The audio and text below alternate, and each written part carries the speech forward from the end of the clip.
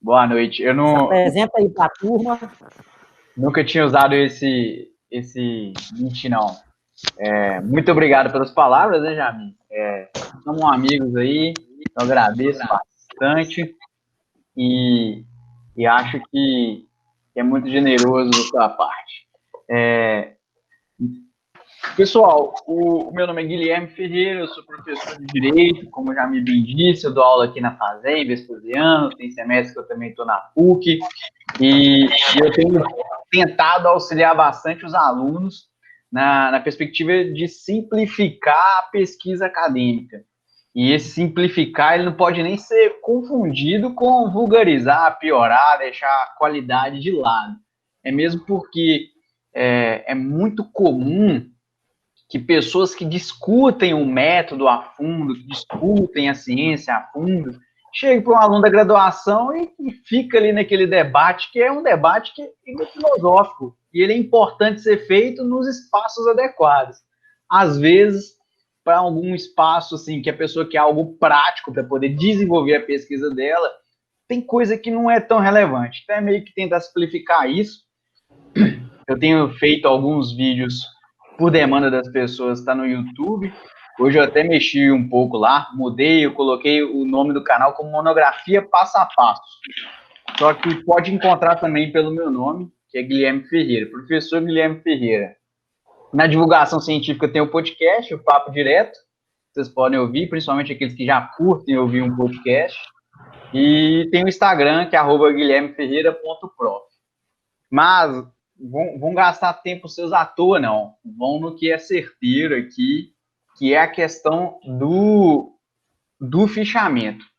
A primeira coisa, que é a coisa central para mim, que eu acho que vocês têm que ter em mente, o Jamil já falou, que é pensar no futuro. O que você lê hoje pode vir ter uma... Obrigado aí, João Pedro. Uma função numa pesquisa que às vezes você nem tem em mente. E eu digo isso porque, por exemplo, no primeiro semestre do mestrado, eu li uma obra que é super difícil, que é do Heidegger, Ser e Tempo, e etc. É uma obra muito grande, complexa. Só que quando eu li, eu fichei essa obra. E aí, há 1 ano e meio atrás, 2, quando eu fui entrar no doutorado, caiu a obra Ser e Tempo no edital. Eu não li o texto todo. Eu fui nos meus fechamentos e aproveitei isso. Então, só aí a gente tem uma vantagem. E outra coisa que vocês, pelo que eu entendi, que já me adiantou, todos vocês estão interessados na área acadêmica, estão interessados em fazer um mestrado, em continuar a pesquisa para além da graduação. Então, você tem uma grande chance daquilo que você estuda hoje ser um fundamento para mais pesquisa do futuro, porque vocês vão se especializando, vocês vão entrando num nicho de uma área, então você às vezes você vai economizar uma releitura. Eu fiz aqui um PowerPoint, inclusive, para poder ajudar a guiar e nem nos perder. Deixa eu ver se eu consigo compartilhar. Fichamento bibliográfico, primeira coisa. Eu escolhi aqui e fiz um recorte, que é o fichamento bibliográfico que ele é o mais utilizado. Por que é o recorte? Porque a palavra fichamento em si não diz tudo. Existem classificações de fichamento. Aí, essas variações, elas são instrumentais. Você vai utilizar conforme você precisa. A bibliográfica, ela parece muito mais conceitualmente com aquilo que eu utilizo. E o que eu vou ensinar para vocês é aquilo que eu utilizo já fazendo umas adequações. Aí, primeiro aí, não sei se vocês conhecem, o fichamento, ele tem origem nessa fichinha aqui do lado esquerdo, de papel. Eu tenho algumas ali ainda guardadas, apesar de que eu praticamente não as utilizo. Ela tem uma vantagem em relação ao computador, que você pode colocar dentro de um livro e fazer onde você tiver. O computador, você vai precisar dele. Só que eu já vou pensar aqui no computador, que é esse modelo mais contemporâneo que todos nós utilizamos para as pesquisas. Primeira coisa, fazer já pensando na organização. Primeira coisa que você vai fazer é criar uma pasta no computador. E aí, você vai dar lá o nome para ela, fichamentos. Ou eu coloco assim, apesar de não colocar fichamentos, eu coloco assim, textos lidos. E eu já coloco dentro de outras pastas que tem a ver com a pesquisa que eu estou fazendo. Você vai lá e coloca uma pasta, fichamento. E aí você vai criar um arquivo no Word. Esse arquivo do Word, você vai colocar o nome do autor e o nome do texto. Então, você já vai saber de cara no arquivo do Word ali, aquele fichamento. Esse é o fichamento do texto, o livro, aqui eu estou chamando de texto, mas pode ser um artigo, pode ser um livro, pode ser até uma página, uma notícia da internet. E ali, o nome do autor que você vai referenciar. Essa é a primeira coisa, você vai pensar na organização. Isso facilita, porque você vai ter uma pasta centralizada, você vai evitar o que eu já cometi um erro gigantesco, que eu não tinha um backup na nuvem. Isso aí é um erro que a gente não pode cometer. Então, criando essa pasta, fica mais fácil para de vez em quando você ir lá e fazer um backup dela, para, como eu disse, você no futuro ter o acesso a isso que você já fez. Outra coisa, aí na hora que você lê o arquivo, você já sabe pelo menos o nome do texto do autor, já ajuda num outro passo da busca. Esse é o primeiro passo aí para a gente chegar aí num fichamento bom. Depois, e isso não é tão consensual nos manuais que você pegar, mas é isso que eu estou dizendo. Vale enquanto um instrumento que você vai utilizar. O próximo passo que eu faço é você colocar já a referência do texto. Então, vamos supor, eu estou aqui preparando para a aula de amanhã. Estava aqui preparando para a aula de amanhã. Vai ser um capítulo do livro do Fábio Kunda Comparado. Eu abro um arquivo, escrevo o nome do autor, do modo que colocaria já como referência num artigo. Ou seja, o último nome primeiro, vírgula, o nome, ponto, o nome do livro, coloco em negrito, ponto. Aí eu coloco a cidade da publicação, a editora e o ano. Então eu já coloco a referência do texto. Por que isso? Porque às vezes você começa a fazer um fichamento de um texto que você pegou na biblioteca, um amigo te emprestou, por algum motivo qualquer, aí você anota ali algumas coisas e esse texto sai da sua mão. E aí depois você não tem as referências desse texto para você citar. E aí você às vezes pode nem conseguir essa referência, hoje em dia isso não é tão provável, mas você vai ter trabalho, perda de tempo, correndo atrás desse texto, desse livro, para saber qual que era a referência. Então a primeira coisa que eu faço é isso. Além do mais, você já transcreve a referência, já que você está pesquisando, você tende a pesquisar, escrever uma monografia, um artigo científico, um projeto de pesquisa, essa referência vai ser incorporada lá no final. Então já fica aí, pá, no início, para você já copiar e colar no texto final. Aí, como eu disse, esse é a primeira coisa que eu escrevo. Às vezes, a depender da pesquisa mais aprofundada, por exemplo, agora eu estou fazendo minha tese, eu coloco embaixo o assunto. Então, eu já coloco um assunto de forma um pouco extensa, não tão curto, para que eu consiga procurar no Word, ou melhor dizendo, no Windows que lê o Word. Então, lá no Windows, muitas pessoas não sabem, o Windows ele não só busca arquivos pelo nome do arquivo, mas pelo conteúdo interno. Então, colocando o assunto, tem mais chance também de eu encontrar os arquivos se eu, por acaso, espalhar, fichar e depois não lembrar quem era o autor, qual era o livro. Então, eu também dou essa dica extra. Além dessa referência no início, coloco uma ali embaixo com o assunto. Então, esse é o passo 2. Colocar as referências do texto. 3 é o escrever. E o escrever aqui fica... a gente pode organizar da seguinte forma. Você pode escrever as principais ideias, escrever, o texto fala sobre isso, isso, isso, e depois trazer os conceitos conforme você leu e colocar os conceitos.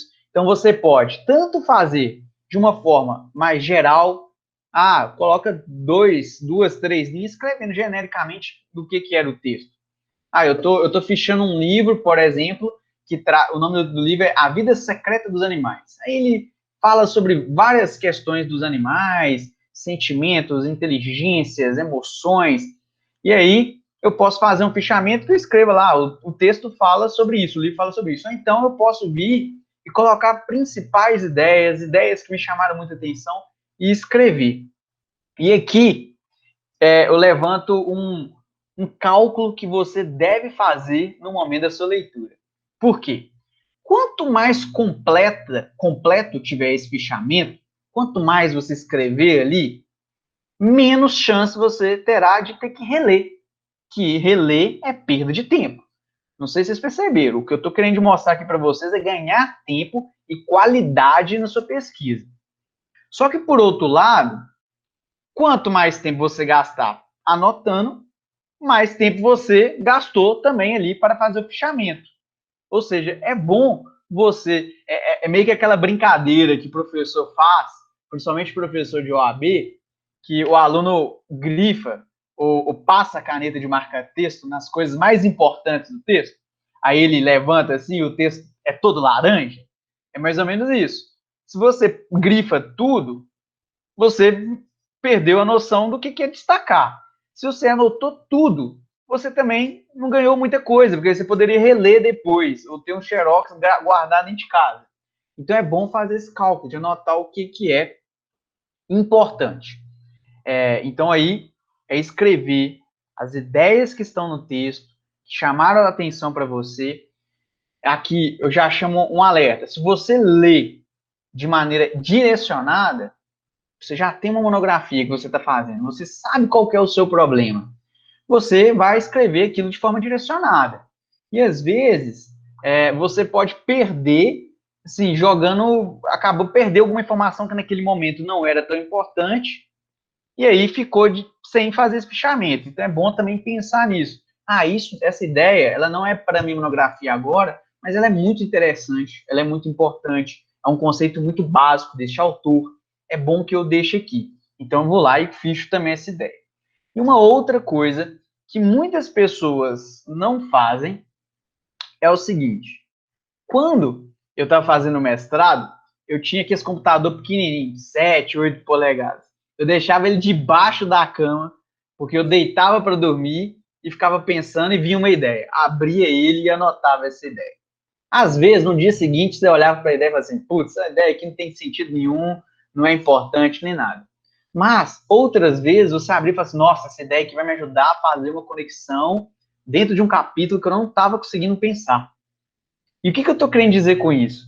É que aquele insight, ou seja, aquela ideia, aquela fagulha, aquele eureka, entendi a solução que eu precisava para poder fazer sentido, ele pode vir num momento que, se você não anotar, você vai perder. E é comum que no momento que a gente está lendo o texto, a gente tenha ideias.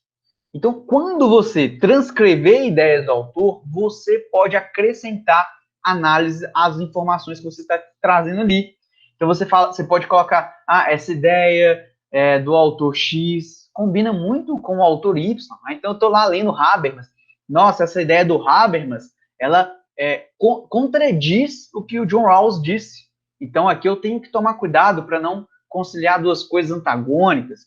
Ou esse ponto do direito administrativo contradiz o ponto antigo da visão clássica. Então, você tem aí o momento que você já pode colocar uma breve análise. Não precisa ser longo, mas você pode colocar uma ideia, e você coloca já pensando no momento que você vai escrever.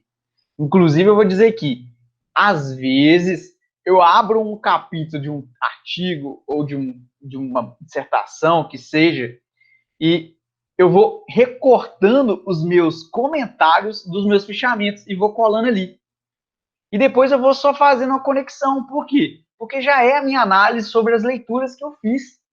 Então já tem um passo para a minha escrita já ficar mais encaminhada, ficar mais fácil depois. E eu já conversei com muito professor que produz muito, muitos utilizam disso. Alguns utilizam de uma forma mais antiga, como, por exemplo, o professor Álvaro Ricardo, que ele anota as bordas dos livros todos. E depois sai transcrevendo aquelas anotações de quando ele fez a leitura. Esse é o passo 3. Escrever as ideias do autor e fazer a análise sua desses fatos, desses dados que o autor traz. 4. Transcrever o necessário. Então, quando eu digo aqui transcrever, já não é mais você colocar uma leitura sua sobre a ideia ou sua análise. É você copiar e colar. Muitas citações, elas são cruciais no seu trabalho. Às vezes, um conceito, ele é muito certinho, ele é muito rígido. E é melhor você transcrever do que você só parafrasear, só dizer com as suas palavras. Então, você já vai fazer isso no fichamento. Você vai selecionar trechos muito importantes. Aí, pensando no futuro, você já vai colocar aspas primeiro, para que depois você não fique confuso se aquilo ali é uma leitura sua ou as palavras do autor. Porque se for palavras do autor e você não colocar aspas, você está plagiando. Segundo, você já coloca os dados da citação. Então, como colocou lá em cima do artigo, a primeira coisa que você colocou vai ser a referência, aqui você vai colocar as páginas daquela citação e o ano, se tiver, às vezes nem vai precisar, porque já está lá em cima também, mas pelo menos as páginas da citação que você copiou e colou ali. Então, isso poupa um tempo gigantesco. Por exemplo, você leu, você fichou, mas não transcreveu. Aí o seu orientador chega assim: você não fez nenhuma citação direta, num capítulo de 15 páginas. Poxa, coloca uma citação aqui do autor para poder colocar uma robustez, para poder trazer uma comprovação do que está dizendo, um reconhecimento das palavras do autor. Aí você tem que ir lá buscar o texto, buscar o livro, copiar, colar. Então já faz isso de uma vez. E mais, quando você colocar essa citação direta, comente embaixo por que você está destacando essa citação direta.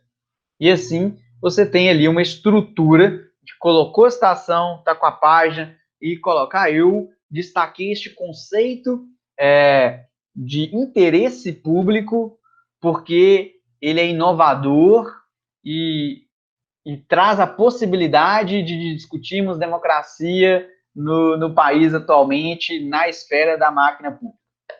Enfim, pensei que um tema qualquer que eu estou. Então você pode já, melhor dizendo, você deve já comentar essa citação que você trouxe. E depois, que já esse aqui é o quinto e último passo, é pensar nos próximos passos. Quando eu digo pensar nos próximos passos, você pode reorganizar esse fichamento quando você chegar no final. Então você pode mudar algum pedaço de lugar, às vezes você relê ele e faz mais comentários para aquilo ter um corpo que faça mais sentido ainda do que simplesmente trechos soltos. Isso ajuda a você a produzir um texto posteriormente. E, pensando ainda mais nos próximos passos, como eu acabei de dizer que o tempo todo o objetivo é fazer algo com qualidade e poupar tempo, você já pode fazer nesse fichamento anotações sobre autores que são muito citados ou ideia que foi transcrita naquele texto e que você quer ir no original. Então você já coloca isso anotado. E isso te remete depois para os próximos passos da sua pesquisa. Eu tenho um arquivo que é Note, que é do meu celular, que é meio que essas próximas leituras. Eu vou colocando todas as leituras que eu vou encontrando pelo caminho que eu acho que possa vir a ser algo importante na minha pesquisa. Só que aí você vai colocar isso dentro do seu fichamento, para poder ver da onde que você tirou aquela ideia. Foi lendo o texto do fulano que eu cheguei à ideia do ciclano.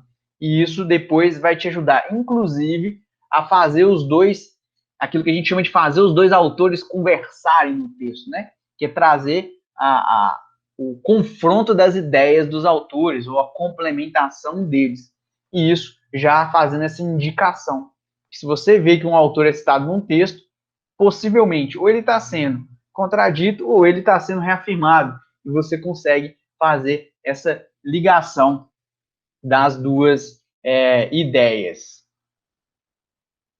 Então, pessoal, eu falei que de forma bem rápida, eu não sei se foi tão rápido, se foi claro aqui, né, nas palavras, mas essa é a forma de fazer um fichamento da forma mais simples e objetiva possível.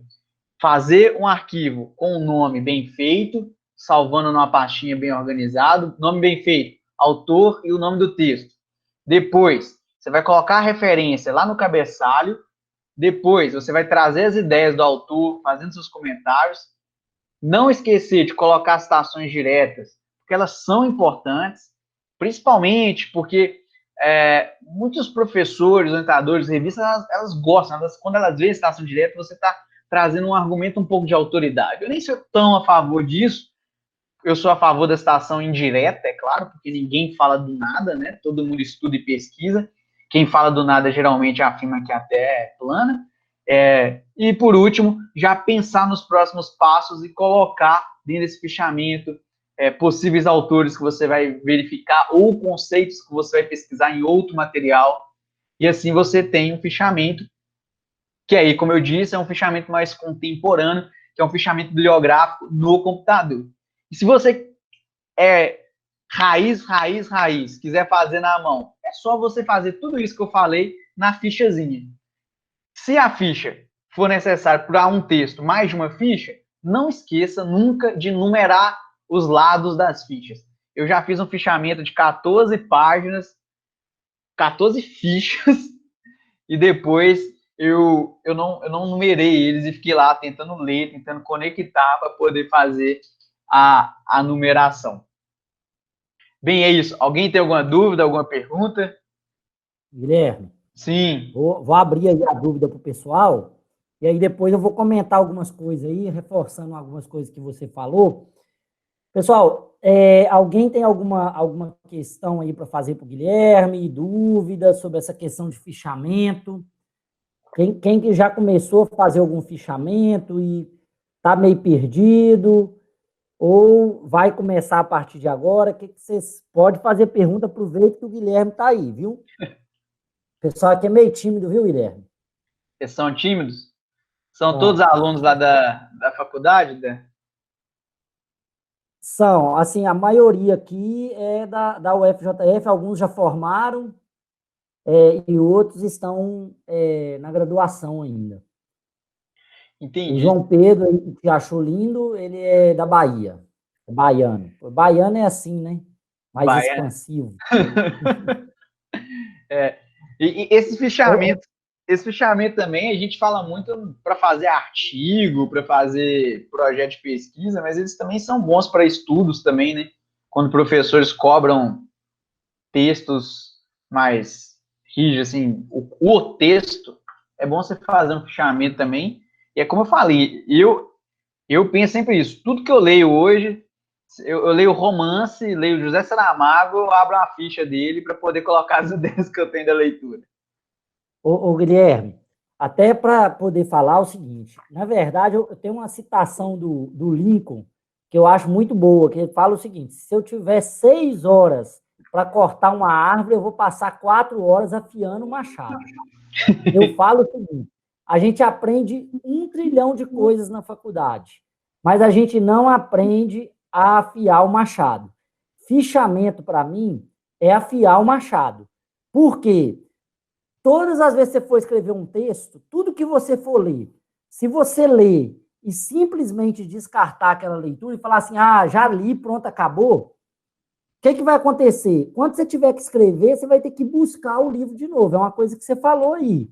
E muitas vezes você não está com o livro ali. Isso dá um serviço enorme. Eu gosto sempre de comparar com o que acontece no meio digital hoje. Eu fiz um curso de marketing digital, de como que se comunica, como é que se organiza, faz uma agenda.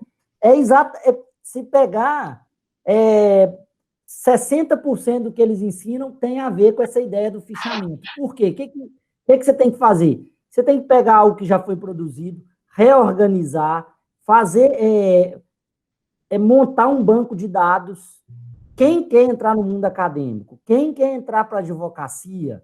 Quem quer entrar para fazer prova de concurso? Se você não fizer um fichamento, se você não fizer um arcabouço de texto, você vai perder um tempo enorme. Às vezes a pessoa pergunta assim para mim, mas de onde você tirou essa ideia? Às vezes foi de um artigo de um jornal que eu li, gostei e anotei. Até o problema de pesquisa. Às vezes, eu estou lendo um texto, aquele texto me remete a um problema, que fala assim, esse texto não abordou isso. Esses dias eu estava lendo um texto a respeito de democracia, falando da participação popular, aí me veio a ideia, falando assim, como que a gente pode colocar em participação popular, em votação da maioria, uma questão que a ciência designou que é o melhor caminho? E isso me deu insight, assim, isso dá um bom projeto de pesquisa. Aí o que eu fiz? Anotei. Eu vou fazer esse projeto de pesquisa? Muito provável que não. Mas isso passa a ser um arcabouço que eu tenho de possibilidade de tirar dali para alguma coisa que eu quero. Então, a gente às vezes fala assim, fichamento. Primeiro que na faculdade eles falam para a gente fazer fichamento, mas não ensinam, não treinam a gente, né? Eu falo sempre, é uma coisa que pode parecer bobagem, né? Especialmente no meio acadêmico, às vezes as pessoas acham bobagem, mas uma das habilidades que a gente tem que ter é de gerir a própria vida. E a gente tinha que ter uma aula específica para isso, de como fazer um fichamento, guardar os textos que a gente está lendo. Como que você vira um advogado e ver uma jurisprudência? Esses dias eu abri aqui, sem querer, uma jurisprudência sobre TBI no STF, com súmula vinculante, recurso extraordinário. Eu tive que deixar o troço aberto aqui, dormi, no outro dia eu acordei, fiz o registro. Por quê? Porque se um dia eu precisar de dar uma aula sobre TBI, está ali marcado. Se eu tiver um caso sobre TBI, está ali marcado. Se você não criar um arquivo de texto, não adianta. Aí eu gosto sempre de falar, tem muita gente aqui, Guilherme, que participa das atléticas, participa das coisas da faculdade, KDD. Como é que você faz para poder ficar postando as coisas? Você não posta tudo de uma vez. O que você faz? Aquela ideia bacana, o que você faz? Você arquiva para quando surgir a oportunidade. É a mesma coisa. Não tem lógica a gente ler livro acadêmico, ler as ideias e simplesmente ignorar aquilo. Eu li um livro esse dia do Dale Coleman, chamado Foco, né? Estratégias para manter o foco. Ele pegou um capítulo inteiro falando de criança, como as crianças aprendem. Eu anotei tudo, porque eu sou pai de criança, ou seja, aquilo ali é útil para mim. Não era o meu objetivo profissional, não é meu objetivo profissional produzir conteúdo para isso. Mas isso, você passa a ter um arcabouço de material que, se um dia alguém pedir para você escrever num jornal, estrategicamente, assim, escreve um artigo aí no jornal, você tem um texto ali que você vai se basear. Não existe inventar roda, gente. Você tem que pegar o que já foi produzido para você dar um passo adiante. Então, eu falo muito isso. A pessoa acha que fichamento é bobagem. Gente, tem que ter um pouquinho de dedicação em conformidade, né? Em passo a passo, em tarefa, que tem a ver com essa ideia do fichamento. Você imagina que depois de 10 anos que você está produzindo, você está treinando, você está escrevendo, você está fazendo... Se você não tiver um arquivo bem volumoso de textos e teses, você vai ter problema, porque eu vi Habermas no doutorado. Fazem 5 anos que eu saí do doutorado. Se um dia eu tiver que ir para um debate sobre Habermas, eu perdi aquilo? Não, a cabeça, ela precisa também de você ter arquivos. Então, é super necessário, eu falo isso, não é só para o ambiente acadêmico, isso é bobagem falar que é só para o ambiente acadêmico. Eu estou vendo muitos alunos meus saindo da faculdade para fazer outras coisas que não têm a ver com direito e que precisam dessa dica também, que é produzir conteúdo para ele poder ser um profissional com mais conteúdo. Agora, uma outra coisa que você falou aí, que eu acho assim, muito interessante e serve para dica de melhorar a estratégia para produzir conteúdo. Você está lendo um texto. Esse texto nem é tão bom ou nem é tão confiável. Mas esse texto faz citações de autores. Poxa, você tem ali um pré-fichamento, que é, na verdade, pegar aquela ideia e ir atrás do autor. Às vezes, eu vejo, por exemplo, o aluno falando assim, mas eu não sei quem fala disso. Pega um texto, vê quem esse cara está citando. Porque quem esse cara está citando é pessoa que a gente vai atrás, é pesquisar, é escavar, porque a gente tem que escavar outros livros. Eu estou lendo um livro aqui que é a história do Vale do Rio Doce. O cara fez uma pesquisa histórica maravilhosa. Eu já comprei 4 livros sobre a história do Vale do Rio Doce, baseado nele. E não é só o Apude, não, viu, Carlos? É você também fazer aquela brincadeira de criança de ir atrás dos passos, né, do tesouro. É isso que acontece, é ir atrás do tesouro. Se esse autor falou, peraí, deixa eu ver se o autor que ele citou está falando aquilo também. Então, você vai puxando um fio, e quantas vezes, né, Guilherme, a gente descobriu o autor, o texto, que a gente nem imaginava. Eu descobri um texto do Working que ele fala de direito tributário, que eu nunca imaginava que do Working ia estar falando de direito tributário. Como? Você vai puxando o fio e vai se baseando nas outras pesquisas que já foram realizadas. Porque não tem como você ver tudo. Né? Eu falo, o feito é mais importante do que o perfeito, porque o perfeito você não atinge. Então, fazer um fichamento agora, eu não sei se eu sou muito bom nisso. Faz o fichamento do texto agora, porque se você tiver que voltar naquele texto, você vai, pelo menos, já ter um fichamento de base. Né? A sua leitura vai estar mais dirigida, você já aprendeu alguma coisa.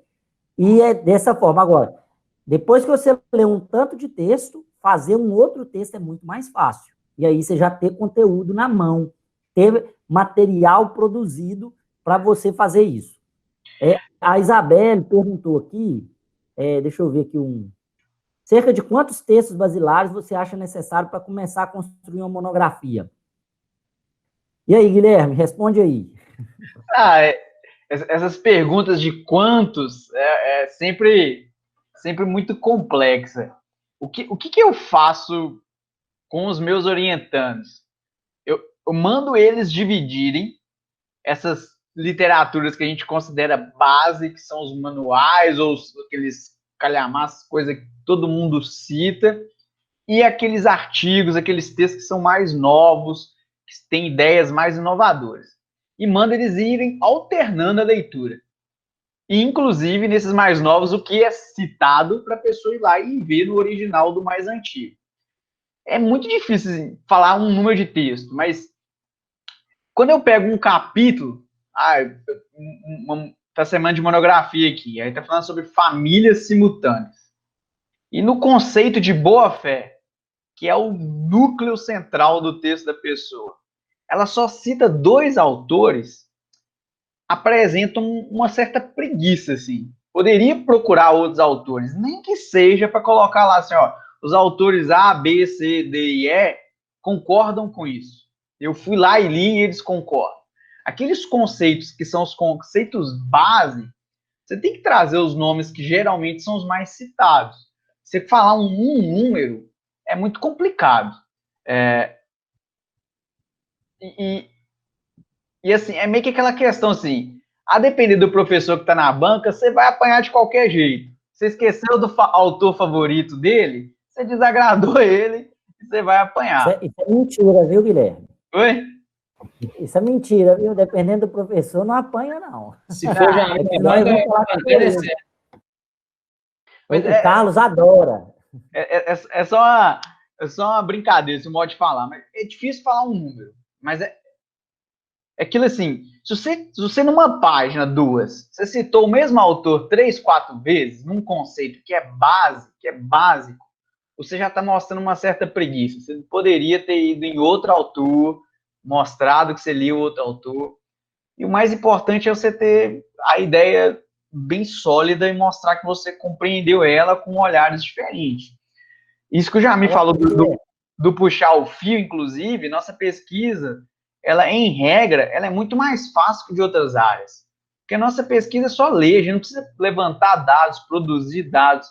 Então, o que se exige é que a gente leia mais, que a gente mostre uma leitura mais sólida.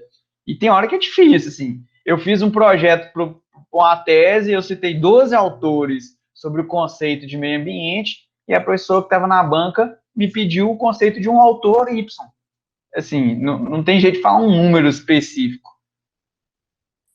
Guilherme, Você fala, isso oi. vale, até igual você falou aí do livro de literatura, né? Isso vale para livro de literatura, isso vale também para filme, série. A gente, depois que você pega o costume de fazer fichamento e ficar afiando o machado, né? Que eu falo que é afiando o machado, às vezes eu estou vendo série aqui, em casa com minha esposa, aí eu vejo uma cena interessante para a sala de aula, eu já anoto. Eu anoto no celular, eu fiz um grupo comigo mesmo no celular e anoto lá, assim, a série tal, no episódio tal, tem um diálogo que é interessante. Por quê? Porque isso vira depois uma referência. Agora, uma questão que você colocou aí, que a Isabelle está perguntando, né? Quantos textos? Bem, do ponto de vista científico, podia não ser nenhum, né? Se você fizer uma pesquisa com experimental, que você tiver capacidade, um texto bastaria para você fazer um artigo científico de qualidade.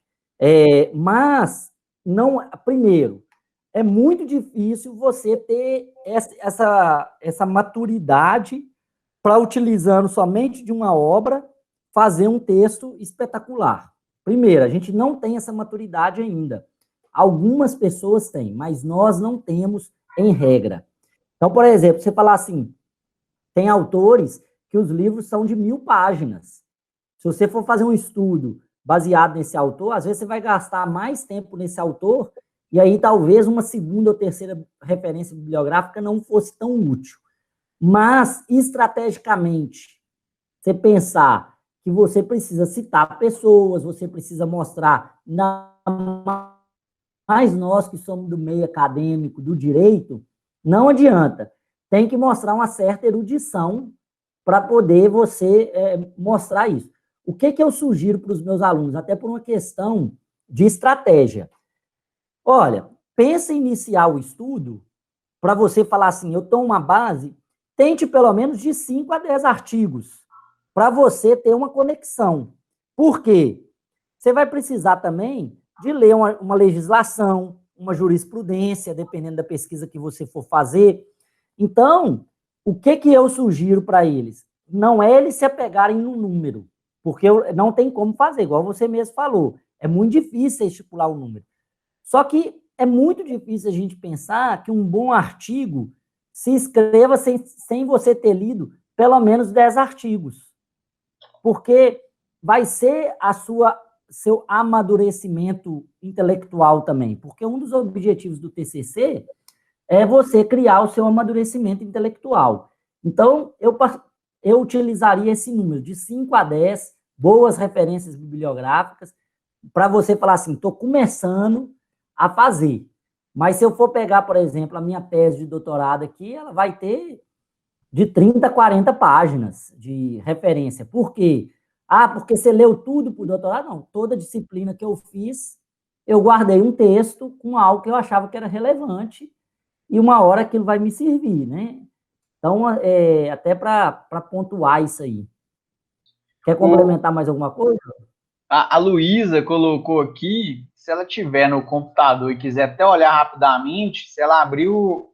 deixa eu só contextualizar. Ela colocou sobre a busca que ela não conhecia. Se você abrir uma pasta qualquer do computador, aí tem outros arquivos, aí do lado direito tem a barra de pesquisa. Aí você escreve uma expressão, um termo, e dá Enter. Se esse termo não tiver no título do arquivo, aí vão aparecer algumas opções. Aí você coloca pesquisar dentro do arquivo. Aí você consegue pesquisar isso dentro do arquivo. Já que você até colocou sobre o fichamento e a vida profissional de advogado, eu lembro até hoje, quando eu comecei a advogar eleitoral, e eleitoral as decisões mudam muito porque tem resoluções de 2 anos que trazem novidades, as leis alteram bastante. Eu tinha pastinha, que era a pasta assim, jurisprudências. E dentro das pastas de jurisprudência, tinha os temas, que era isso. Eu ia estudar, eu vi uma jurisprudência que eu pensava, essa jurisprudência pode me salvar lá na frente, eu colocava ali essa jurisprudência. Eu fazia o meu banco de dados. O banco de dados teórico, ele ajuda você a economizar um tempo gigante. Isso que você falou também das anotações, eu sou um pouco romântico nisso, eu gosto do papel para pouca coisa. E uma delas são essas anotações diárias, do que vem, do que eu preciso.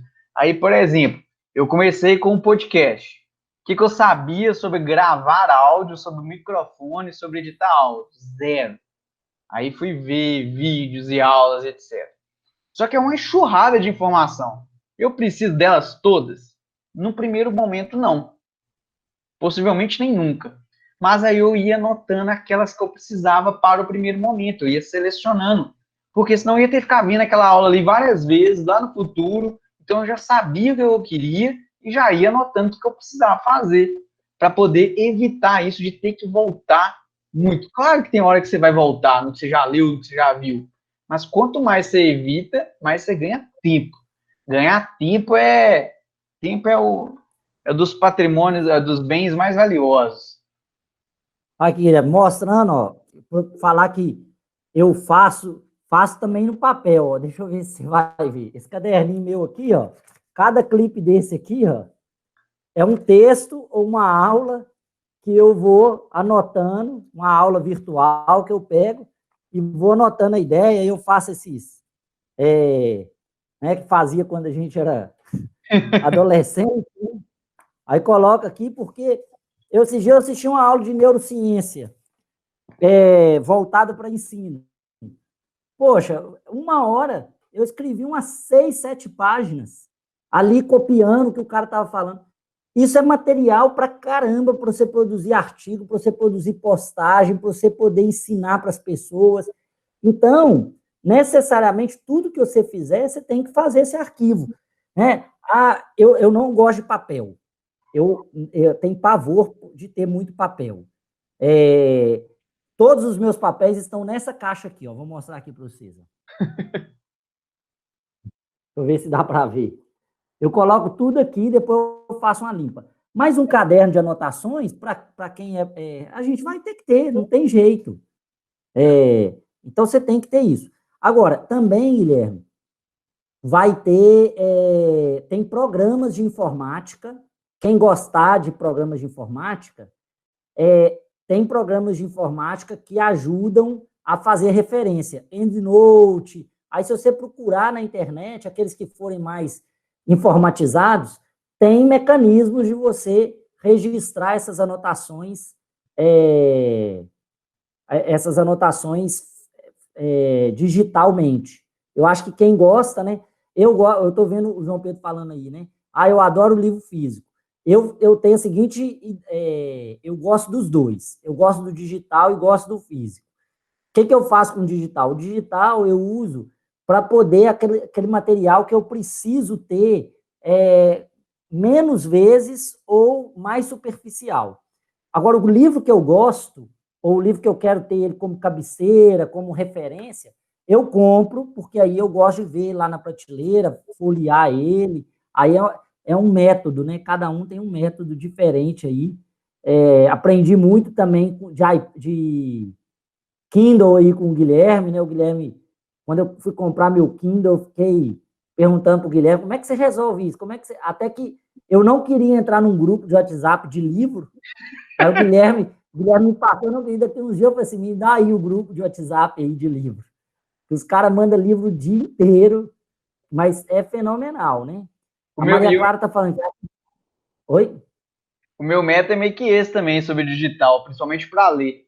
Aquilo que é uma leitura mais curta, mais tiro curto, que eu só preciso da informação para mim, o digital me atende muito bem.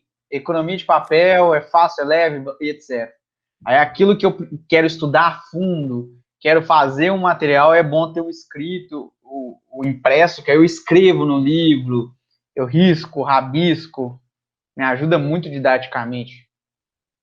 A Maria Clara está falando aí que é bom ter um drive, né, em nuvem.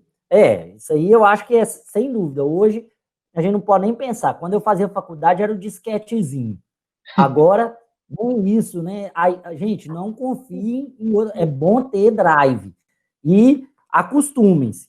Vocês vão ter aí 2, 3. Eu tenho Google Drive, tenho OneDrive, tem aquele outro, o Box lá, esqueci o nome dele. Dropbox. Porque cada setor que você trabalha, a pessoa usa alguma coisa, né? Então, você vai adaptando. Tem muita coisa de graça, que menos volume, e tem muita coisa que, às vezes, se você for um profissional, você vai ter que já acostumar a pagar R$20, R$25 para ter espaço. Não tem muito como escapar disso na vida profissional acadêmica, não. O Dropbox eu aprendi a usar quando eu passei um aperto com a monografia, que eu perdi um monte de fichamento, aí eu passei a usar ele. Aí ele tem a facilidade que você instala ele no computador e seleciona uma pasta que sempre ela vai já automaticamente ficar na nuvem. Inclusive, por um acaso, sei lá, você foi para casa do namorado, da namorada e levou um chá de cadeira, aquela situação social que você fica lá 3 horas na casa dele lá sem ter nada que fazer. Se você abre o computador lá, você puxa da nuvem o artigo e continua trabalhando e altera depois no seu computador. A maioria aqui é mais nova que a gente, sabe ser muito melhor que a gente, inclusive. Mas é bom reforçar que esses usos aí, eles facilitam a vida também. Ô, Guilherme, mas eu acho que era isso, né? Eu acho que essa ideia do fichamento é muito importante. A gente está numa mentoria para projeto de pesquisa e para passar no mestrado. E uma das coisas que eu acho que é fundamental a gente abordar é como fazer um fichamento. Não tem como a gente pensar em entrar no mundo acadêmico ou até produzir conteúdo, ter um grupo de arquivos se a gente não souber fazer o fichamento. Se você puder depois disponibilizar aí esse material, né, eu até envio aí para os alunos, se puder, quem quiser, quem tiver interesse, depois manda no chat aí, o Guilherme, os seus contatos, que o Guilherme está produzindo um conteúdo muito legal no podcast dele, que tem muitos problemas de pesquisa. Então, para quem está procurando problema de pesquisa, está querendo descobrir um podcast interessante, é o do Guilherme, porque a gente trata lá, eu já tratei lá de financiamento de campanha, tem lá sobre um que você fez sobre diversidade. Qual que foi, Guilherme? O de orientação de gênero, aquele da ilegalidade. Orientação de gênero, é bem variado, viu, gente? Tem de direito material, política, até questões mais ligadas à sexualidade, gênero, outras perspectivas. Então, é um podcast bem interessante. Tem site no YouTube falando sobre monografia passo a passo. Tudo que ele está falando para monografia serve para dissertação, tá? E tem também o Instagram dele para vocês acompanharem ele aí com as coisas que ele produz e as coisas que ele faz, né? Eu acho muito importante, gente, a gente pensar nessas estratégias para a gente poder melhorar a nossa produtividade acadêmica, não daquele ponto de vista, tem que produzir artigo sempre, mas do ponto de vista da gente dar eficiência para o que a gente está fazendo. Também, o que adianta você ler lá 1 trilhão de livros e não conseguiu escrever uma linha? Poxa, tá certo que Sócrates, Jesus, né, esse pessoal não escreveu nada, mas nós não, né, gente? Nós temos que escrever. E a gente tem que começar a escrever. Quanto mais... o professor Álvaro, que foi professor meu e do Guilherme, ele falava uma coisa que era o seguinte: é melhor escrever e publicar logo do que você ficar com aquilo guardado, porque depois você vai ficar com vergonha do que você escreveu, porque a tendência é a gente, com o tempo, aprimorar mais a nossa escrita, né? E aí você tem vergonha de um troço que você publicou há muito tempo atrás, fala assim, aquele é meu passado, do que você publicar uma coisa depois de muito tempo que você não submeteu à crítica, não aperfeiçoou. Então, eu acho muito importante essa questão do fichamento. Não é bobagem, não é chatice de professor. Eu acho que tem professor que trata isso como relega isso, né, a segundo plano. Faz o fichamento aí, eu vou só dar uma corrigida. Mas para nós que estamos aqui numa mentoria, para a gente pensar projeto de pesquisa e pensar no universo acadêmico, naturalmente a gente vai ter que se comunicar. Para a gente se comunicar, a gente precisa ter conteúdo arquivado, né? Ter estrutura. Agora, uma outra coisa, gente, até pegando aqui, e o Guilherme vai concordar comigo, se ele não concordar aqui, ele vai, depois a gente vai ver essa. Mas, por exemplo, quanto melhor, a mais padronizada a gente escrever, já na regra da BNT, com aquele espaçamento justificado, com a citação, bibliografia. Gente, regra da BNT não é bobagem. Pode parecer bobagem. Mas depois que você se acostuma a escrever no padrão da BNT, até para ler fica mais fácil. Por quê? A regra da BNT é uma padronização científica. Você já imaginou se toda tomada, apesar das nossas tomadas de 3 pinos ser um absurdo, mas você já imaginou se toda tomada que você fosse de um jeito? Você já imaginou se todo brinquedo que você comprasse, ou toda roupa que você comprasse, fosse de um jeito, à medida? Por que é importante a BNT? Porque ela dá uma padronização. Então, por exemplo, quando o Guilherme me manda um texto que está padronizado pela BNT, eu já vou direto naquilo que eu acho que é o relevante. É a citação, é a referência bibliográfica. Eu entendo, é universalizar o entendimento do artigo. Então, a pessoa escreveu lá, Ferreira, 2008, página tal, é porque eu já sei o que está sendo falado ali. Isso dá velocidade. Agora, acostumem-se também a fazer fichamentos já dentro das regras da BNT. Por quê? Depois é copiar e colar. É copiar e colar. E eu garanto para vocês, gente, vocês estão fazendo a mentoria aqui com a gente para justamente vocês aprenderem o que é, vocês não tropeçarem no que a gente já tropeçou, leia a BNT e aprenda a fazer igual a BNT está falando. Por quê? Vai te evitar uma perda de tempo enorme. Concorda comigo, Guilherme? Não, é exatamente o que você falou. E tipo, se você acha idiotice a padronização da BNT, bobeira, tudo bem, pode continuar achando. Mas haja estrategicamente. Já faça Exatamente. padronizado, com a margem, com a fonte, com o espaçamento, porque depois você vai copiar e colar.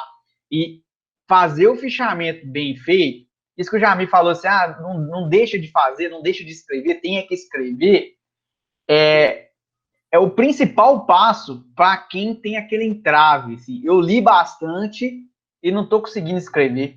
Se você está com o trem tudo fichado, joga num arquivo só e depois vai amarrando aquilo, apaga, coloca mais coisa. Pode ficar ruim no início, mas esse passo que você dá te tira da inércia e aí depois o prejuízo da inércia é para te parar, porque você começou a movimentar, a tendência é continuar em movimento. Isso, assim, eu falo sempre com meus alunos nas orientações.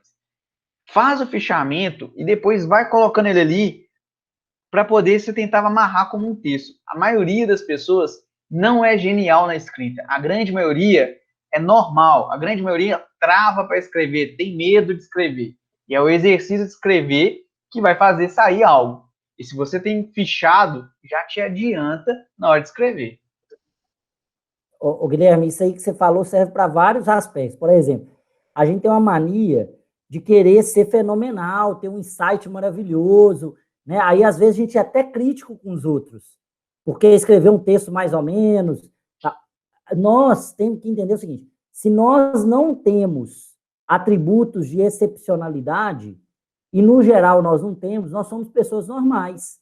Então, é considerando que você é uma pessoa normal, que você vai cumprir o caminho. Esse negócio de atalho na pesquisa, atalho na escrita, vou fazer aqui porque eu vou ganhar velocidade, Isso você só vai ter depois de um tempo enorme de estudo. Aí você vai ter velocidade, mas você tem que trilhar o caminho. E o caminho é escrever, fazer fichamento, organizar a pesquisa, organizar seus livros, organizar o material que você tem, para ficar mais fácil depois você encontrar isso tudo. Pessoal, alguém quer fazer algum comentário, quer fazer alguma pergunta aqui, ou falar alguma experiência? Guilherme, o pessoal está pedindo o link do YouTube, porque quando digita lá monografia passo a passo, colocou aí, né? Está muito esperto, está muito digital para o meu gosto. Aí eu vou até dar assim, um aviso, porque foi como eu disse, o canal eu criei no meio dessa pandemia, com os alunos pedindo dicas para orientação. Aí eu fui criando material, então assim, não tem tanta coisa, mas inclusive já fica. Se você tiver alguma dúvida aí, algum passo que você precisar, manda, que aí eu gravo um vídeo especialmente para você. Ó, isso aí. Pessoal, hoje a gente ia falar também sobre o projeto de pesquisa. Eu vou deixar para falar na próxima segunda-feira. Vou mostrar para vocês como que organiza o projeto de pesquisa, quais são os tópicos. Quero que vocês pensem nos problemas de pesquisa. Não adianta a gente ir para uma pesquisa se a gente não tiver esse pressuposto da pergunta que está nos guiando. Tá? O que vai nos motivar a pesquisar? Qual é a pergunta? Tá? Esse é o maior desafio de qualquer pesquisador. Definir a pergunta que está fazendo. Agora, também eu não quero que vocês fiquem estressados, porque a primeira pergunta que vocês vão fazer é muito mais simples do que a pergunta final. Você não pode comparar um cara que tem 5, 10 anos de pesquisa quando ele vai lá e já molda a pergunta dele. Pergunta é a parte central de um bom projeto de pesquisa e de um bom texto. Já falei isso aqui com vocês em outras oportunidades. Eu estou gravando essa aula, viu, Guilherme? Depois eu vou disponibilizar para você também. Vou disponibilizar no meu YouTube, porque como eu estou aprendendo ainda, eu estou ajustando primeiro o material que eu produzi para direito tributário. Amanhã eu concluo ele, aí eu vou passar para os vídeos das mentorias, organizar os vídeos por temática, por assunto, o que a gente falou, retirar as partes que a gente vacilou aí. Pessoal, quem está aí, eu gostaria de que preenchesse lá no Google Forms, é uma pequena avaliação, um feedback, né, da aula, e que vocês, quem quiser certificado, para contar com horas complementares, ou até para seleções de mestrado, também colocar o nome, o e-mail, e quantas aulas dessa você já participou. Nós já tivemos 4 aulas. Então, quem participou de uma, coloca uma, porque aí eu vou emitir o certificado para o tanto de aulas que a pessoa participou. Beleza, pessoal? Quem quiser falar, eu vou ligar o microfone aí, está liberado, vocês podem falar, mas eu quero agradecer, viu, Guilherme, a sua disponibilidade. Quando você quiser e puder voltar, nós vamos gostar muito aí da sua participação. Eu e o João Pedro também vai gostar mais aí, porque te elogiou, né? Então, estamos à disposição de você também. Agradeço o convite, agradeço o elogio e coloco à disposição. Pessoal, precisando aí, é só chamar. Beleza, Jamil? Brigadão, prazer estar aqui, pessoal. Sigam lá nos canais e que vocês quiserem, é só falar com a gente. Um grande abraço aí. Valeu. Pessoal, quem quiser fazer pergunta, pode fazer. Quem já tiver aí, pode ir se despedindo aí da nossa videoconferência. Tá joia?